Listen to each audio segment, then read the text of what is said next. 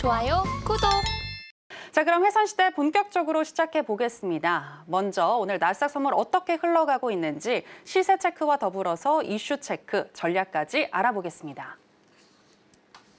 네, 나스닥 선물 차트 살펴보시겠습니다. 오늘 같은 경우에는 거래량이 메마른 가운데 현재 강보합권에서 움직이다가 우상향하는 추세가 10시 30분 이후부터 나타났고요. 11시 2분경에는 21,703포인트까지 터치를 했습니다. 현재도 우상향하는 흐름 이어지면서 0.49% 정도 상승한 21,699포인트 선 지나가고 있습니다. 자, 그러면 나스닥과 관련한 이슈도 체크해 보도록 하겠습니다. 네, 지난주 성현 마스터님이 고금리 그리고 고물가가 지속되는 상황 그리고 왜 그렇게 될 수밖에 없는지에 대해서 짚어주셨는데요. 이와 관련해서 더 이야기 나눠보도록 하겠습니다.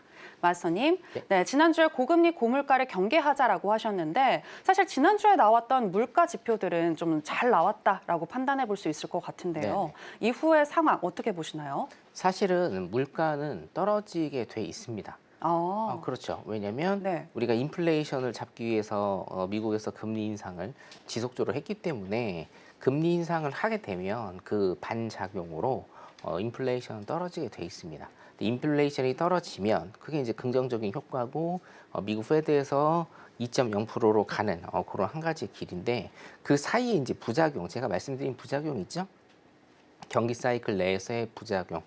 특히나 사실은 가계대출 같은 경우에는 우리도 마찬가지고 미국도 마찬가지고 큰 범위, 그 큰 어떤 빚이라는 채무라는 그 범위 안에 가계대출은 굉장히 소수라고 일단 여러분들이 보시면 돼요. 우리나라도 마찬가지입니다. 뭐가 문제냐면 기업대출이 문제죠.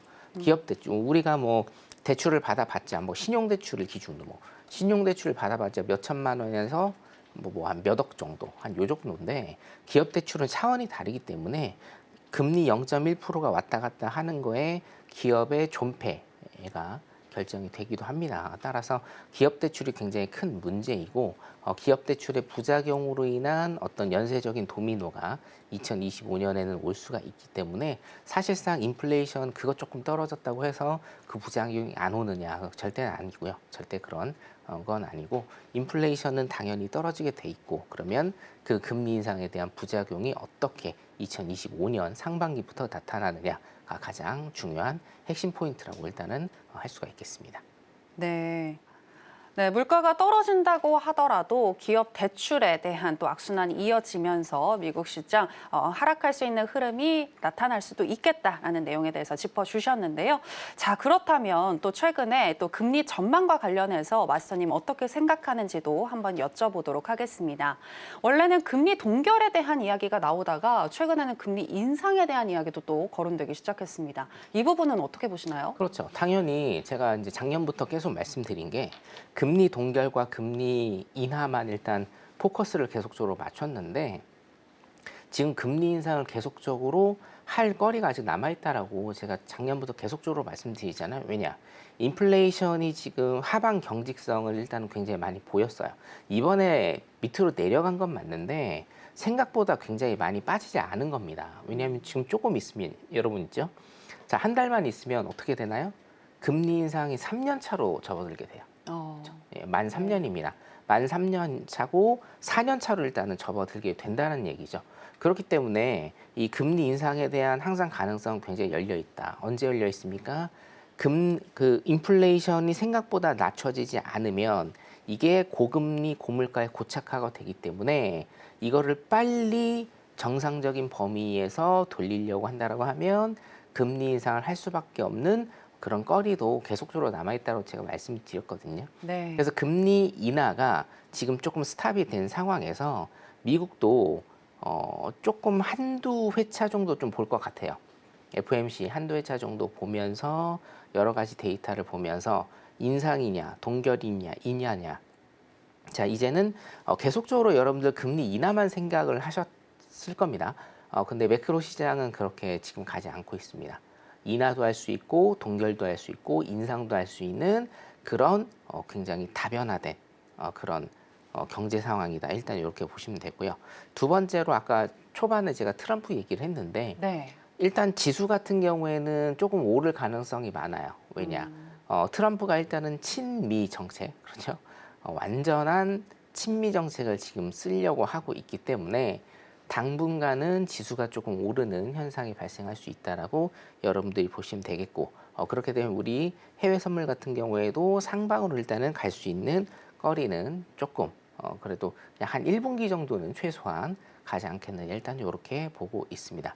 금리 같은 경우에 결론적으로 여러분들 금리 같은 경우에는 세 가지 옵션이 전부 다 열려져 있다라고 생각을 하시고 열린 마음으로 일단은 받으시면 되겠습니다. 네.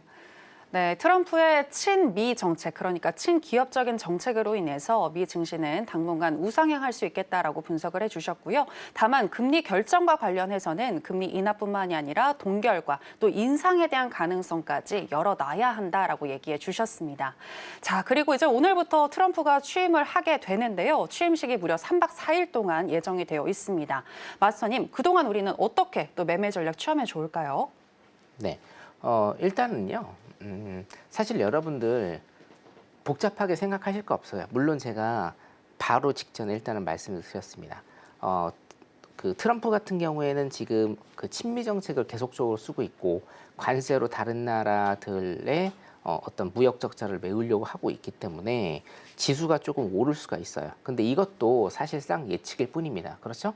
기본적 분석을 토대로 한 예측일 뿐이지만 이게 만약에 예를 들어서 항상 우리가 매매에 있어서 중요한 거, 제가 기본적 분석과 매크로 분석, 시장 매크로적인 분석을 일단 해드리지만 가장 중요한 거는 시장 참여자들의 생각, 그리고 그 시장 참여자들이 어떻게 차트로서 발현되느냐가 굉장히 좀 중요하고, 그 차트로 발현된 것을 여러분들이 매매로 어떻게 풀어내느냐가 굉장히 중요하잖아요. 자, 그렇기 때문에 일단 여러분들 예측은 하지 마세요. 물론 지수가 오를 수 있다 라는 것만 일단은 그 정도까지만 일단 여러분들이 예측을 하시고, 항상 차트는 대응입니다.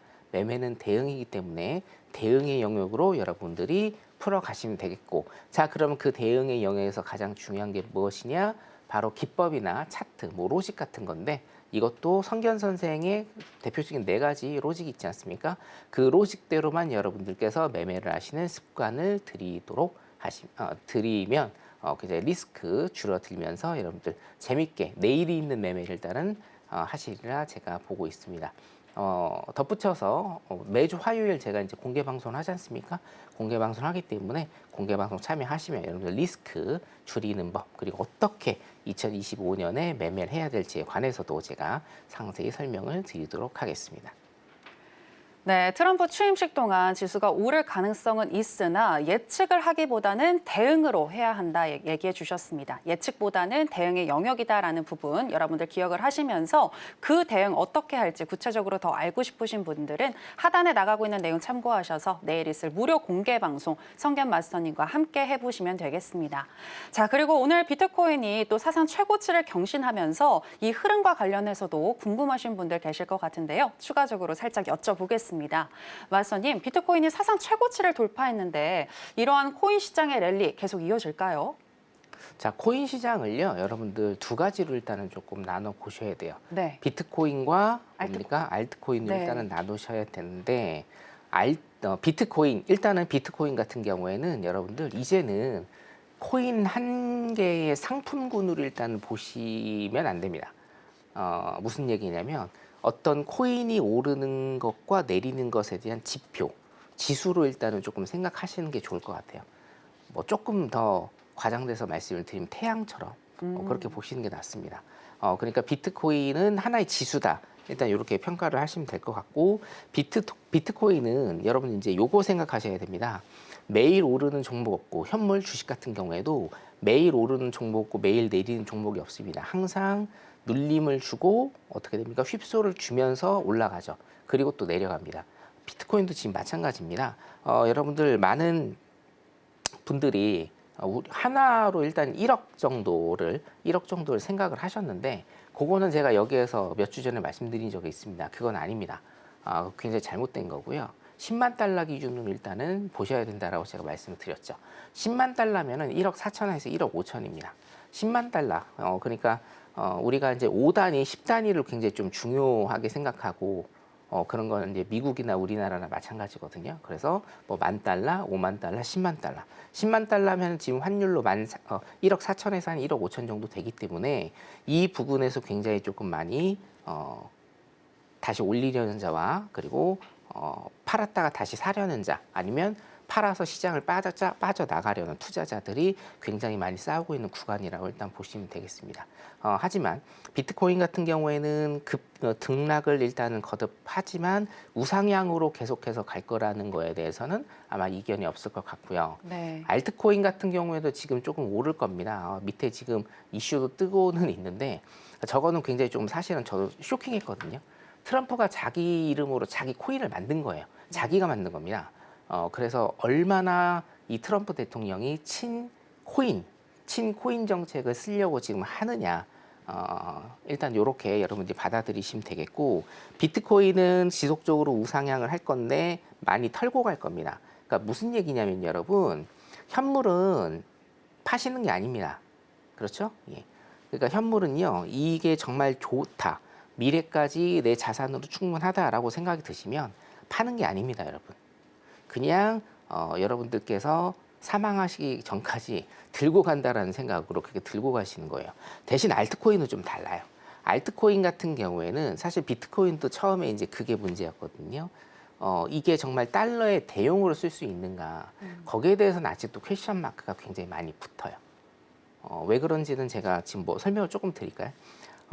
달러와 비트코인이 다른 이유는요, 여러분. 화폐. 그러니까 비트코인이 화폐로서의 활용성을 가지고 있느냐 없느냐. 사실은 아직까지는 노라고 대답을 제가 하고 싶은데 저도 비트코인을 예전에 2013년도부터 쭉 보고 있었는데요. 달러나 아니면 화폐의 기능을 하기 위해서 가장 1순위가 뭐냐면 안정성이에요. 안정성. 안정성. 어떤 안정성이냐. 1달러면은 그 1달러를 주고 어떤 물건을 살 수 있다라는 그 안정성, 서로에 대한 사회적인 약속이거든요. 비트코인은 급등락이 심하기 때문에 그게 안 돼요. 예를 들면 뭐 예전 얘기입니다만 식당에 들어갔을 때는 1비트코인으로 내가 파스타를 먹을 수 있었는데 식사를 다 마치고 나왔을 때는 뭡니까? 2비트를 내야 된다라거나 3비트를 내야 될 수도 있다는 겁니다. 이 안정성이 떨어진다. 이 안정성에 대한 담보가 안 돼 있다라는 거를 제가 말씀을 좀 드리고 싶고 하지만 비트코인 같은 경우에도 가상화폐로서의 어떤 지수의 역할을 지금 하고 있다라고 보면 밑에 알트코인 같은 경우에는 퀘스천 마크가 굉장히 많은 코인들이 있습니다. 뭐 예를 들면 리플이나 이더리움이나 이런 것들을 제외하고 뭐 대표적인 뭐 밈코인이라든지 아니면 데파이도 마찬가지인데요. 솔라나 계열이나 이런 경우에도 그 요소에 화폐로서의 가치, 화폐로서의 어떤 역할을 한다라기보다는 뭐 거의 대부분이 밈코인 정도의 인식을 가지고 있는 것들이 많아요. 자, 그래서 결론적으로 뭐냐면 비트코인은 지속적으로 지수로서의 역할을 하면서 우상향을 할 수 있는 가능성이 있지만 알트코인 같은 경우에는 비트코인이 오르고 트럼프가 친코인 정책을 쓰면서 순환 펌핑으로 잘 들으셔야 됩니다. 순환 펌핑으로 1분기, 2분기까지는 오를 수가 있되 그 이후에 순환 펌핑이 끝난 후에는 아마 없어지는 코인들도 굉장히 많을 거다. 일단 여러분들이 그렇게 생각을 하시면 될 것 같습니다. 코인 같은 경우에는 제가 할 말이 좀 드릴 말씀이 많기는 한데 네. 아시는 분들은 아실 겁니다. 드릴 말씀이 많기는 한데 요 얘기는 내일 화요일 날 제가 공개 방송에서 조금 풀어드리도록 하겠습니다. 네, 비트코인과 알트코인의 전망에 대해서 들어봤고요. 이렇게 해외 선물뿐만이 아니라 코인에 대한 개념도 확실하게 잘 정립을 하고 계시는 성견 마스터님이신데 성견 마스터님의 매매 기법을 또 코인에 활용해 볼 수 있는 부분도 있으니까요. 궁금하시다면 하단에 나가고 있는 내용 참고해 주시면 되겠습니다. 자, 그럼 계속해서 나스닥 선물 현재 전략으로 한번 들어가 보겠습니다. 인베스팅닷컴에 따르면 현재 기술적인 분석 어떻게 하고 있는지 짚어드릴 텐데요. 먼저 일간 기준으로는 매수 사인을 주고 있습니다. 12개 지표들 중에서 4개의 지표가 매수를 가리키고 있고요. 시간당으로 해서 봤을 때에는 8개의 지표가 매수를 가리키고 있는데요. RSI와 MACD, ADX, CCI, 하이로스, 오실레이터, ROC, 브랜베어 파워 지금 이 지표들이 매수를 가리키고 있습니다. 그렇다면 마스터님의 의견은 어떠하신지 팻말을 통해서 알아보도록 하겠습니다. 자, 마스터님 팻말 준비해 주시고요. 가겠습니다. 과연 어떤 편말을 드실까요? 하나, 둘, 셋, 빠밤. 네, 관망 사인 주셨습니다. 네, 마선님 오늘 거래량이 좀 적어서 그래서 관망일까요? 네, 그렇죠. 그리고 일단은 아직은 일단은 조금 보시면 안 돼요. 왜냐면 23시 20분이기 때문에 네. 10분 있다가 우리 장이 시작하잖아요. 그때 일단은 좀 보시면 될 것 같고 지금 그 미국 현물 시장이 휴장이고요. 선물 시장은 그 새벽 3시에 조기 종료입니다, 여러분. 자, 그래서 23시 30분에 시장 움직입니다. 자, 일단 차트 잠깐 보도록 하겠습니다. PDP 잠깐 볼게요. 여러분들 기준을 일단은 조금 잡으셔야 되는데 제가 오늘은 이제 조기 종료기 때문에 여러분들 기준을 조금 잡아드리는 그런 교육을 조금 해드릴게요. 차트 굉장히 조금 어려워하시는데 물론 이제 어렵습니다. 차트 굉장히 어려워하시는데 차트는 기본적으로 여러분들이 어떻게 생각하시면 되냐면 캔들과 이것만 보시면 돼요. 캔들과 이평선의 조합입니다. 이평선의 조합. 근데 이 이평선도 어떻게 만들어져요, 여러분? 이평선도 가격의 평균치로 일단 만들어지는 거고 캔들은 뭡니까? 가격. 시간에 따른 가격의 움직임이죠. 이평선도 사실은 시간에 따른 가격의 평균 움직임입니다. 그렇죠? 이건 평균. 그렇기 때문에 여러분들 여기에서 공통되게 중요한 건 뭐예요? 가격입니다. 가격. 그래서 차트 같은 경우에는 뭐라고 일단 설명을 드릴 수가 있느냐? 가격의 움직임, 가격의 흐름이다라고 여러분들이 그렇게 보시면 되겠습니다. 자, 그럼 이 가격을 어떤 식으로 우리가 맞출 것인가? 이게 이제 중요하죠. 그 가격을 일단은 맞춘다라는 거, 그렇죠? 여러분들 가격을 왜 맞추세요? 이것도 쉽게 생각하시면 돼요. 수익을 내기 위해서 가격을 맞추시는 겁니다. 자, 그러면 수익을 내기 위해서는 두 가지 요소가 필요합니다. 첫 번째, 방향성. 그렇죠? 첫 번째, 방향성. 두 번째는 타점이 필요합니다. 근데 이것도 오늘은 굉장히 쉽게 그냥 가시면 됩니다. 제 모든 강의가 사실은 굉장히 좀 쉽거든요. 방향성은 제가 어떻게 맞추라고 했습니까? 5일선과 21선 두 개만 활용을 해서 5일선이 21선 위에 있는 골든 크로스인가 5일선이 21선 밑에 있는 데드 크로스인가. 자, 골든 크로스가 가면 여러분들 이거는 무슨 존이에요? 뭐를 들어가셔야 되는 존입니까?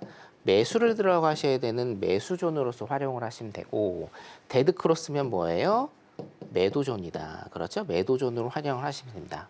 자, 그리고 타점 같은 경우에는 어떻게 돼 있습니까? 타점 같은 경우에는 제가 네 가지 기법, 딱 네 가지만 여러분들이 연습하시면 돼요.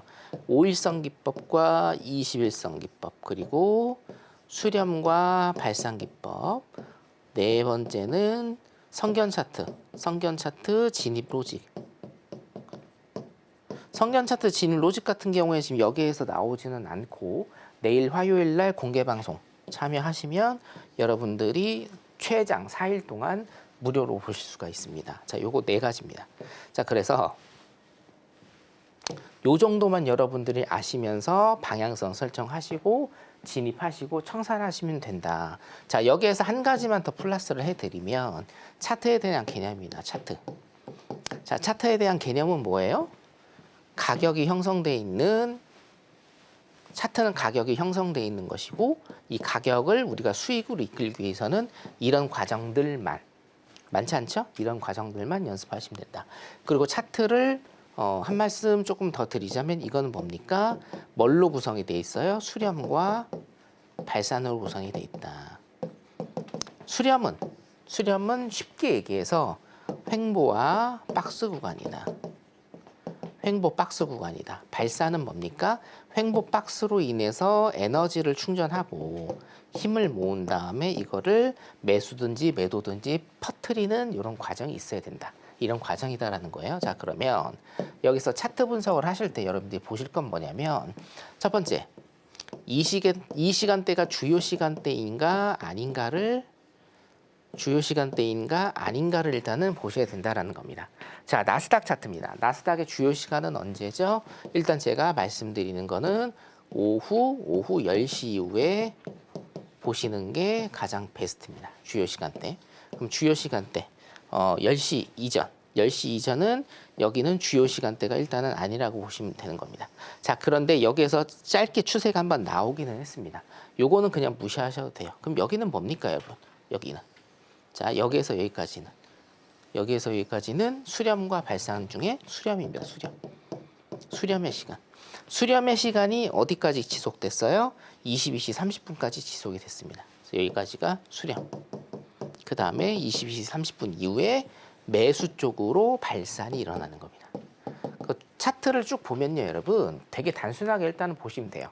여러분들 갖고 계신 어느 차트도 상관없습니다. 길게 느려뜨리시고요. 수렴과 발산의 구역만 일단은 찾아보세요. 자, 제가 과제 하나 내릴까요? 수렴과 발산의 구역, 이걸 한번 찾아보십시오. 쉽습니다. 정답은 없습니다. 횡보 박스가 뭐예요? 수렴이고, 여러분들 보시다시피 추세를 가는 게 바로 발산의 지역이죠. 수렴과 발산의 구역을 일단은 한 하루 정도, 뭐 골드면 골드, 나스닥이면 나스닥, 오전 8시부터 다음날 7시까지 23시간이죠. 23시간 차트를 한번 찾아보세요. 그러면 수렴과 발산, 특히나 발산을 여러분들이 주목하셔야 돼요. 발산에서 여러분들이 찾아야 되는 건 뭐냐? 발산에서 찾아야 되는 건 뭐냐? 바로 언제라는 겁니다. 그러면 주요 시간대가 나올 겁니다. 무조건. 자, 그래서 나스닥 같은 경우에 일단 여기를 보시면 수렴의 구간, 그리고 발산의 구간입니다. 그럼 발산의 구간에서 우리는 매매를 해야 돼요. 수렴의 구간에서 매매를 하는 거 아닙니다, 여러분. 발산의 구간에서 매매를 하셔야 돼요. 그러면 여기에서 중요한 두 가지. 첫 번째, 방향성 보셔야 되고요. 두 번째, 타점 보셔야 됩니다. 그렇죠? 자, 해외 선물에서 방향성과 타점. 딱 두 가지만 보시면 된다. 방향성은 지금 뭡니까? 여기죠. 발산의 구역에서 보시는 거예요. 방향성은 뭐예요? 5일선이 21선 위에 있는 매수존입니다. 그러면 첫 번째 방향. 매수 잡으시면 돼요. 두 번째 중요한 건 타점이죠. 타점은 뭡니까? 5일선, 21선, 수렴과 발산, 성견 차트 진입 로직 네 가지가 있는데 이 차트에서는 성견 차트 진입 로직을 제외한 5일선과 21선, 수렴과 발산 딱 세 가지가 나오겠죠. 자, 그러면 5일선 기법은 뭡니까? 5일선을 터치하는 양봉의 매수종가 진입, 5일선을 터치하는 양봉의 매수종가 진입, 5일선을 터치하는 양봉의 매수종가 진입, 그리고 5일선을 터치하는 양봉의 매수종가 진입. 그래서 뭐예요? 각각 수익. 타점. 21선 기법은 뭡니까? 자, 여기 첫 번째 5일선 기법. 네 가지 나왔죠? 21선 기법은 있어요, 없어요? 21선이 카키색인데 21선을 터치하는 양봉의 매수종가 진입 없습니다. 21선 터치하는 게. 세 번째, 성견 차트 진입 로직. 성견 차트 진입 로직은 뭐예요? 다시 하겠습니다. 세 번째, 수렴과 발산. 수렴과 발산은 뭡니까? 골든 크로스나 데드 크로스가 나오는 그 봉 혹은 그 다음 봉의 종가 진입. 자, 골든 크로스 나왔죠? 골든 크로스가 나오는 그 봉 혹은 그 다음 봉의 종가 진입. 골든 크로스가 나오는 그 봉 혹은 그 다음 봉의 종가 진입. 자, 그래서 첫 번째 매수 방향 타점, 매수 방향으로 방향 잡으시고 5일선 기법, 21선 기법, 수렴과 발산 기법, 성견 차트 진입 로직 중에 성견 차트 진입 로직 지금 이 차트에서는 안 나오고요. 21선 터치하는 거 없으니까 5일선하고 수렴과 발산 중에 여러분들께서 들어가시면 깔끔히 위쪽으로 수익 내실 수 있다라는 겁니다. 자, 이거 수익 일단은 보면 여기서 일단 들어갔다라고 치면요, 여러분. 자, 여기서 일단 들어갔다라고 치면 626입니다. 626에 여기까지만 볼게요. 700대죠. 그럼 뭡니까? 70포인트. 70포인트만 잡겠습니다. 70포인트. 70포인트 잡으면 곱하기 4입니다. 280틱. 요즘에 한 틱당 7,000원입니다. 그렇죠? 280틱이면 약 190만 원. 190만 원 딱 여러분들이 수익 내시면 됩니다. 쉽죠? 네. 여러분들 차트는요 굉장히 단순하게 보셔야 돼요. 차트 어려운 거 아닙니다. 여러분들이 차트를 단순하게 못 보시는 이유는 처음부터 어렵게 생각해서 그래요. 어렵게. 그리고 어렵게 생각하시고 왜 어렵게 생각하세요? 어렵게 배우셨기 때문에. 배워서. 자, 이 차트 별거 없습니다. 요거 이제 빨간색 60일선 제외하고 5일선과 21선, 양봉과 음봉, 그렇죠? 시가, 고가 저가도 일단 그리시면 되고, 뭐 예를 들어서 일목균형표, 이 몇 가지 없어요. 제가 보조지표 쓰는 것도 없고요, 수식을 바꾸는 것도 없고, 로직을 바꾸는 게 없습니다. 여러분들께서 이 차트 같은 경우에 이 차트를 내일 제가 이제 시간이 되면 공개 방송 때 그냥 뭐 되게 쉬운 세팅 값입니다. 그래서 일단 뭐 세팅을 해드려도 되고요. 예. 하여튼 어렵게 배우셔서 여러분들이 그러시는 거거든요. 쉽게 배우시면 됩니다. 쉽게. 어때요? 방향성. 5일선과 21선을 활용한 방향성. 두 번째 뭡니까? 타점.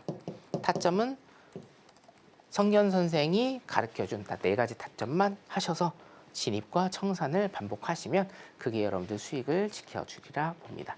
지금 바로 구독을 눌러보세요.